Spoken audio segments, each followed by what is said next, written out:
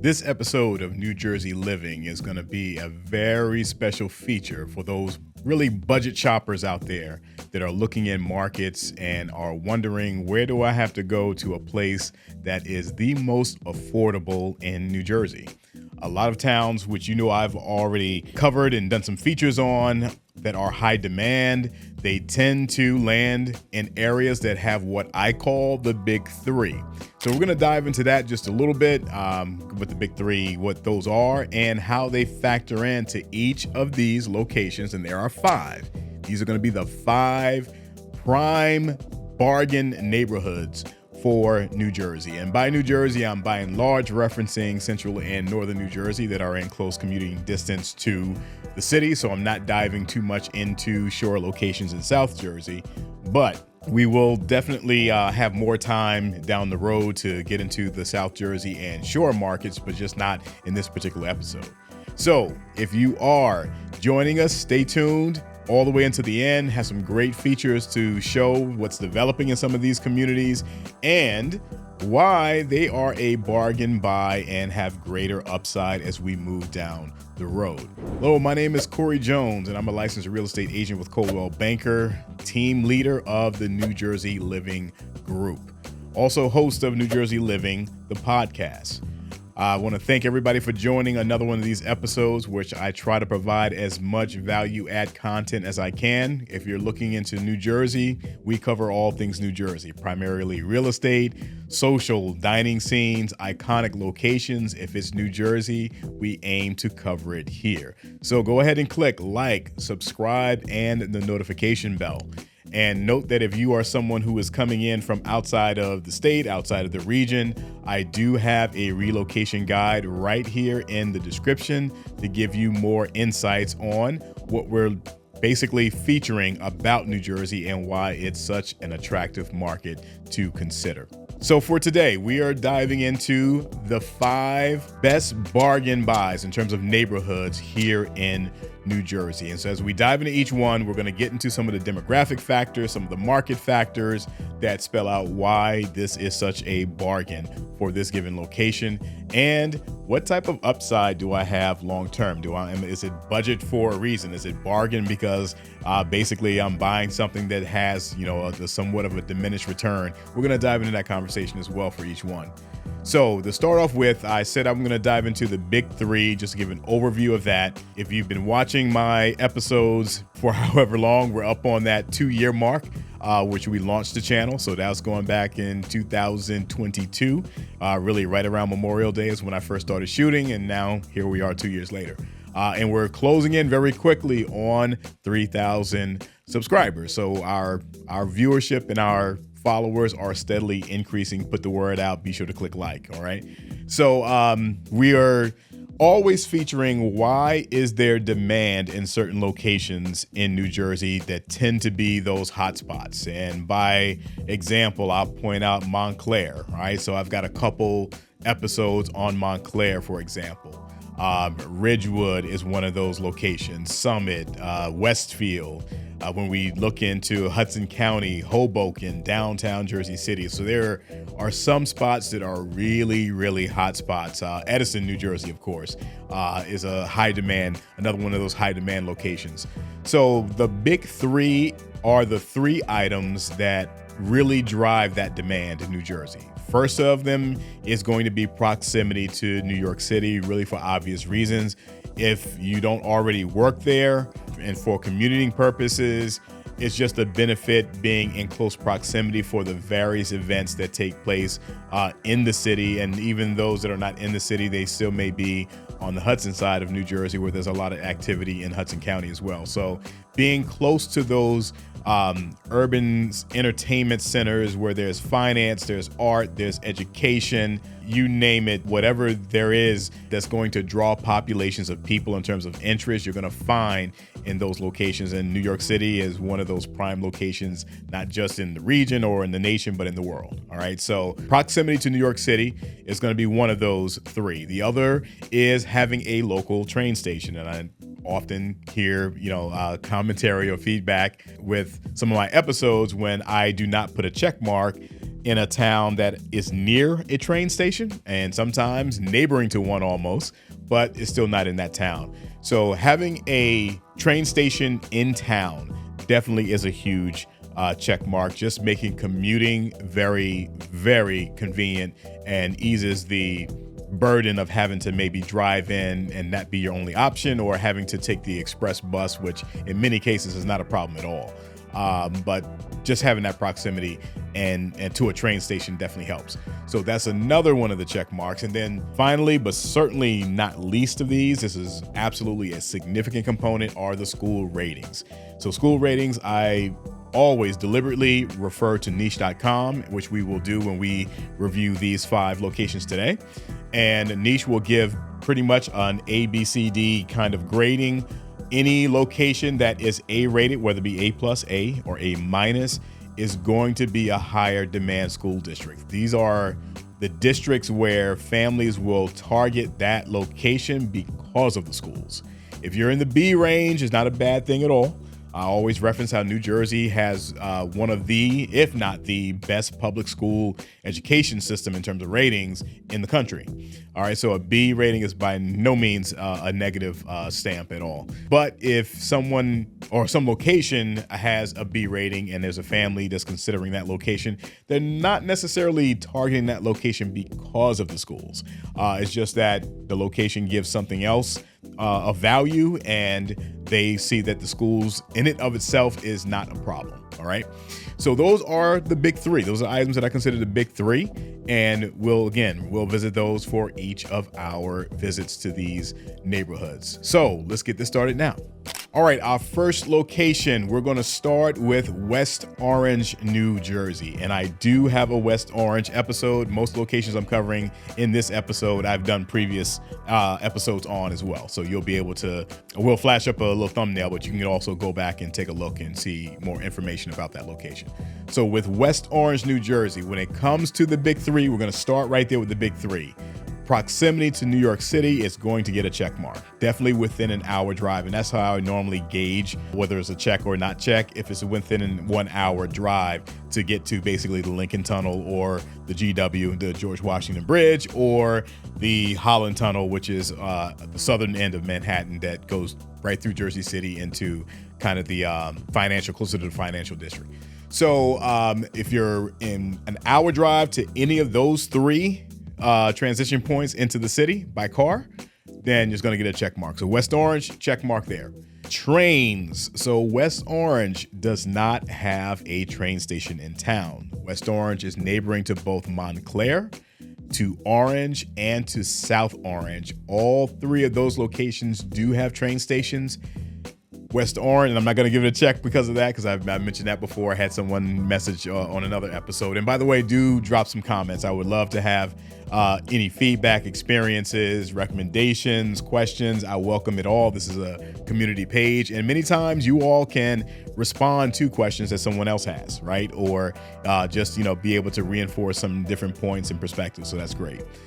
So West Orange does not have the train, but it has a jitney service. I'm going to flash up the website here.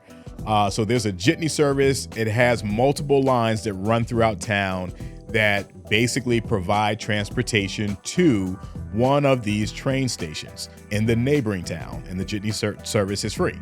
All right, so this is a resource that definitely helps with not having that train station, but know that you have service to get into town. Another factor that we're going to talk about, big 3, West Orange, schools, A-rated. So again, I'm going to flash up niche.com right here.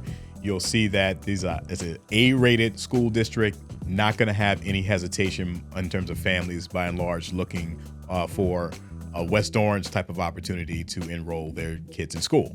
So another factor we're going to cover when it comes to affordability, and that's what we're talking about here. We're talking about bargains. We're going to talk about the median home price. And every location we're featuring today, the median home price is going to be below $500,000. So West Orange, median home price for West Orange, I'm going to flash it up here, $472,300.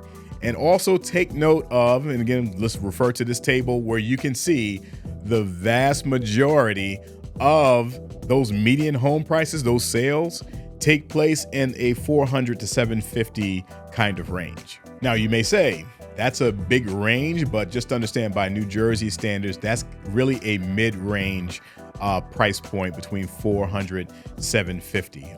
And West Orange's case is 57%. The vast majority of home sales are taking place somewhere in that price point. If you, in my estimation from my professional experiences and opinion, that 400 to 600 price point is probably the largest volume of buyers right now in this market because it's affordable. Many people have the income to be able to afford homes in that price range. Also tends to be very competitive. So West Orange, you can see that higher 400 is that median price point in terms of what homes sell for.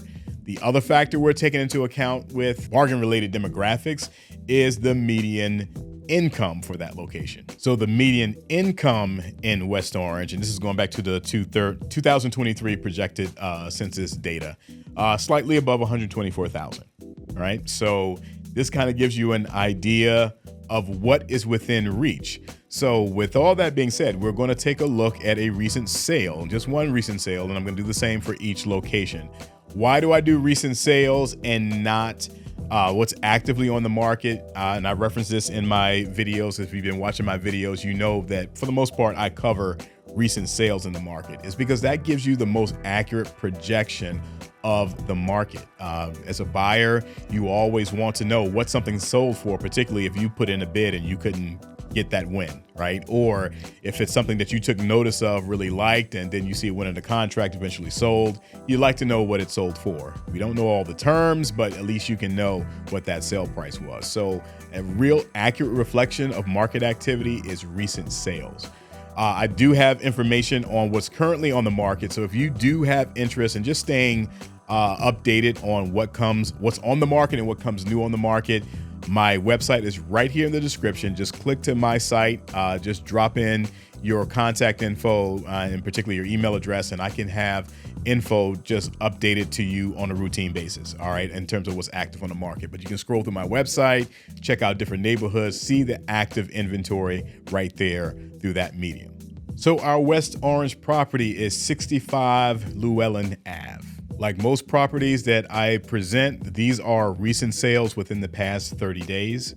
So in this case, 65 Llewellyn Ave, it went on market priced at $469,900, so basically at $470,000, and sold at $450,000. So this was one of those scenarios, few scenarios relatively, where the sale price fell below the actual list price. And property was only on market for 21 days. So this wasn't an extended time period by any means, but in this case, it may have been the only offer, one of the few, or the best of what was put on the table. Really don't know the details of all the terms and what happened with the negotiations here, but is one of the few cases where something went below that market list price. So 3-bedroom, 2 full bath. You can see as we browse through some of these photos, there was a 2-car garage. This was closer to the, if you want to call it downtown or down the hill section of West Orange, not too far from the Orange border, and also not far from Montclair. So this property gives you a little bit of a sample. As we see some of these interior photos, you can see it had upgrades, very well maintained. This would be something I would consider to be very much turnkey. Not a very large property by any means, but again, a mid 400 buy that is turnkey, move-in ready with parking with a 2-car garage. So this is translating to what this whole episode is about, how there are bargains that can be found in a location like West Orange. So this is first of the 5. Let's move on to neighborhood number 2. All right, our second location is going to be Union Township, New Jersey, not to be confused with a few other unions in the state of New Jersey. There's a Union City and there's a township of Union that's further South Jersey. But this is Union, New Jersey, zip code 07083. This is the Union that is very much in the center of one of the more higher demand areas, right at the northern end of Union County, southern end of Essex County. So Union is a place where you're going to find a lot of the inventory in that 400 to 600 range. The sale that we're going to focus on actually was one of my listings. So what we're going to take a look at in just a moment after we cover the big three is this property with a little interior footage as well. So with Union, proximity to the city is even closer than that of West Orange. So absolutely within an hour drive to get into the city.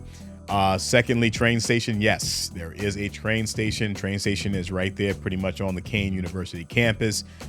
So that makes a very convenient commute for anyone who is a student there that wants to be able to get back and forth to the city. And when it comes to school ratings, again, school ratings is a big factor for Union. You can see right here on niche.com, a B+. So again, not a concern about, all right, can I send my kids to public schools there? Absolutely. You're not going to have, any concerns by and large about, the performance of the school district. So big three, I would not give it a check because it's not an A. So it's still 2 out of 3, but B+ is a very, very, very solid score in terms of performance. So that's going to be one factor. And looking at some of the demographics, median home price in Union, slightly above $400,000. And what is interesting as we take a look at this table, it's a very, very close divide between number 1 and number 2 in terms of the homes that have sold in Union. So you can see that roughly about 49% have sold in the range of $400,000 to $749,000, right at that $750,000 mark. And then 46% have sold somewhere between $200,000 and $399,000. All right, so there's the vast majority of Union is going to be in that real comfortable pocket, if you will, in terms of home prices. So that makes it certainly one of the most affordable locations in New Jersey. All right, particularly when you're talking about northern New Jersey. Median income for Union, slightly over $127,000. So a lot of these places that we're considering those really bargain kind of locations, you're generally going to find median incomes to be somewhere right around $100,000, if not a little lower, to kind of the lower mid 100s. All right, so your higher end, if you've seen, for example, some of my recent episodes of higher end communities that can be easily, say like a Westfield or a Ridgewood or a Glen Ridge. I mean, we're talking median incomes that are going to be high 200s, right? Slightly under 300,000 for the median family. So, but these are locations where, these are going to be relatively middle of the road kind of incomes, as not reflecting a high income community per se. Which you're going to find in some of the more bargain locations. So Union is perfectly one of those that fits that profile. So the property we're going to take a look at here is going to be 1214 Clifton Terrace. This was one of my listings. Did not last on market very long. On the MLS, it will show 34 days on market, but 18, actual days on market, meaning we were coming soon for about 2 weeks. But the actual days was about 18, and that included marketing for a full week, having 1 weekend of open house, having a few additional days to accept offers. So as I've said in some of my other episodes, even when you see 12, 13, somewhere in the teens number of days, it still probably was only 1 weekend for actual open house. This particular property had a lot of interest, priced at $515, 4-bedroom, 1 bath, one full bath, 1 half bath, sold at $525. All right, above ground pool in the back, attached garage, and some recent touches done inside with refinished hardwood floors and a paint job, but still a kitchen that still needs some upgrading and bathrooms that need some upgrading. But with that said, this one still went above ask, priced at $515, and sold at $525. So as you've taken a look at some of this footage from the interior, gives you a feel for what that type of price gives you. And this is very much still turnkey. It's not as though immediate renovations are absolutely necessary for this property, but still some upgrades are certainly in order for this particular property. Our third neighborhood is going to be Matawan. New Jersey. This particular property was at 20 Clinton Street in Matawan. So before we dive into the Matawan property details, let's take a look at the demographics. So for Matawan, median income, this is going to be the highest median income of all the 5 communities that we are looking at today, and it comes in at 153 for Matawan. So the median home price, slightly over $407,000, and as we see on this table, 51% fall within that $400,000 to $749,000 range. 42% from $200,000 to $399,000. So we can see again the vast majority are falling really very much in the middle when it comes to home values for this particular community. And far as the big 3, Matawan, we're going to take a quick look. Matawan is on definitely outer edge when it comes to a hour commute to the city. It's just really beyond, honestly. So I wouldn't give a check mark as a hour drive commute, but with that being said, you could get to Outer Bridge Crossing, can get into Staten Island in less than an hour, definitely. So I guess I should give that as a caveat that Staten Island is a part of New York City, right? Is that borough that's not often lumped in with your Brooklyn, Queens, Bronx, Manhattan, but it is New York City. So can you get to Staten Island within an hour from Matawan? Absolutely. So I guess I'll retract that. I'll give it a check because you can get it to New York City within an hour. So check for driving. Matawan does have a train station, so check for train station. And for schools, Matawan and Aberdeen are a combined regional school district, A-rated, as you see as I flash up right here. All right, so Matawan does, in that sense, have a check for all 3. Okay, so looking at the property that we're viewing right now, this was a very, very, I'd say very much a quality buy for a price point standpoint. So 20 Clinton Street, as you can see, recent updates, certainly had some recent renovations done. 3-bedroom, 2-bath. It was priced at $435, sold at $480. Total of 8 days on market. Didn't last long at all, was gone within days after going live. All right, which means they had immediate attention and probably multiple offers. So this gives you another example of what a below 500 buy can get you. Of course, the Union example was slightly above, and Llewellyn for West Orange was slightly below, but you're getting an idea of what that range can get you in some of these more bargain locations.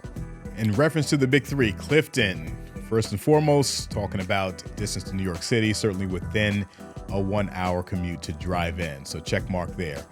Secondly, there is a train station in Clifton. So there's opportunity, obviously, for local residents to be in town and take the train into the city.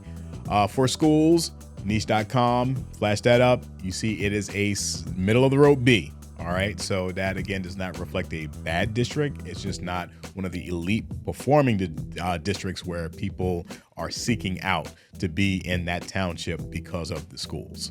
Community demographics, the median home sale was roughly $428,000. Median home income slightly over $113,000. And with your home sales, we're seeing a continuing pattern. The majority are in the 400 to 749, the bulk of it there. And then we see the next largest volume being 200 to 399. So we're seeing that similar matching up to some of the previous ones we've taken a look at. So let's take a look at this particular property in Clifton. So 60 East Emerson Street. This is a property that was not on the market very long. On the market for 13 days, priced at $540 and sold at $558. As you can take a look in interior photos as you go through some of the other details about the property. Had 4 bedrooms, bath and a half.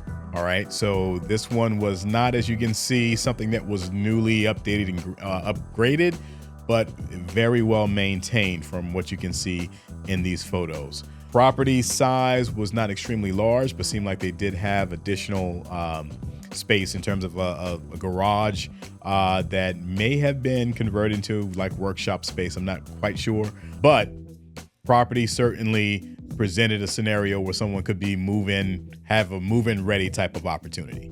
And our final stop is in the township of Carteret. I saved this one for last, and that's not to make it a best for last scenario necessarily, but certainly the bargain in terms of price points is the most attractive for this particular location. So Carteret, let's first start with the big three. Carteret is the closest to New York City because it is directly across from Staten Island. You are looking at Staten Island across the waterway from Carteret. Is that close to New York City. Borders New Jersey, New York City. So obviously to get into the city, well under 1 hour. There's not a train in Carteret, so that's not going to get a check mark. However, I put a little asterisk here because very soon Carteret is going to have ferry service direct to Manhattan, all right, which none of these other towns can be able to boast about. So that's going to be a change that's coming very soon. But right now they will not get a check for transit because it's not a train station in town. For schools, you'll see that Carteret has a C+ rating on niche.com when it comes to schools. So schools is, again, from a standpoint of families looking for places where they are looking at highly regarded or highly performing districts. Carteret is not quite there yet, but I know there has been investment in town into education. They have a new facility, which if I'm remembering correctly, because Mayor Raymond was kind enough, he and his chief of staff, Frank, brought me in to just have some conversation about what's going on in town, took me around town just to show me some things that were going on. So we drove, one of the locations we drove by was the high school, because I want to say they built a new middle school, I want to say, or junior high. But either way, whether it's the high school facility, which I'm pretty sure it's the junior high, but I could be wrong. But they are making a definite investment into their education, and that's just one of many things that they're doing there.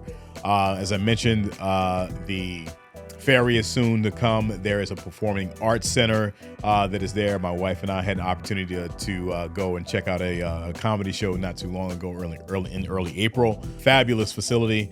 So it's something that kind of flies under the radar, but one of the more notable downtown scenes that's developing in New Jersey. Carteret is kind of that spot where, there is a lot going on that's kind of under the radar, because for the most part, people don't drive through Carteret to get from one place to the other. It's kind of tucked between the New Jersey Turnpike and Staten Island.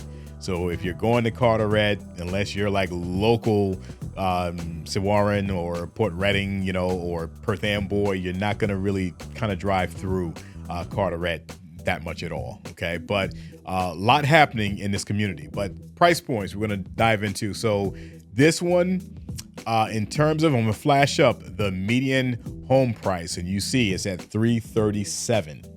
And unlike every location we've looked at so far, where the majority of home sales are from $400 to $749, here the majority are between $200 and $399, which shows that you definitely can get a bargain price in Carteret, and the trajectory of the town is only moving up. With the ferry service that's coming, it's going to bring just, again, more attention, more attraction to that location. I'm going to flash up some footage of some local festivals that take place. You'll probably even see a little bit of the ferry rendering here. There is a lot going on in this community that, again, flies under the radar right now.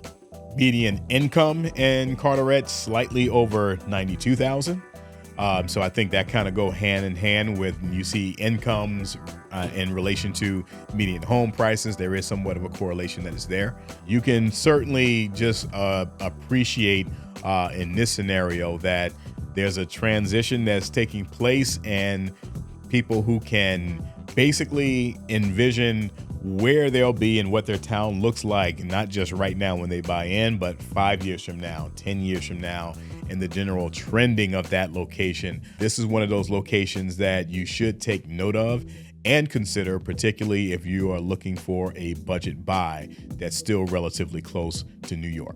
So the property that we're featuring for Carteret was on 25 Fillmore. The price was relatively high in relation to the median home price in town. Basically listed and sold at $560. 4-bedroom, 2 full bath. Take a look at the photos inside. Definitely had recent upgrades and some renovation done. Was on the market for a total of 14 days. So something that moved very quickly. Obviously, you can look at the size of this property too. A bit more of a sizable property when you compare to what a mid 500 was able to provide you with in Carteret compared to a mid 500 in Clifton. All right, so it's not all created equal still, but gives you an idea on where some of the bargains can be had in this market. So I want to thank everyone again for joining. Again, please do click like, subscribe, notification bell, put the word out. If you know of anyone who is from New Jersey, looking to come to New Jersey, shopping in New Jersey, considering to sell their home in New Jersey, this is something that they want or they should reference just to get information at the very least. If there's a way that I can assist you on either the buy or sell side, please do contact me. My contact info is right here in the description. And again, visit the website. I know we're covering solds, but there are some new inventory that I have on my website. Also in the descriptions here is my relocation guide. And by all means, reach out if you have any questions or just need some type of feedback or assistance. Drop some comments here as well. Some of you all are listening to this on the podcast. You can also drop comments on podcasts as well, whatever platform that you are listening on. I appreciate everyone again for the support that you have given as we are about to eclipse that 3,000 subscriber mark, and we are looking to have even greater things in the future. So stay tuned to New Jersey Living. Stay safe, and I'll see you next week.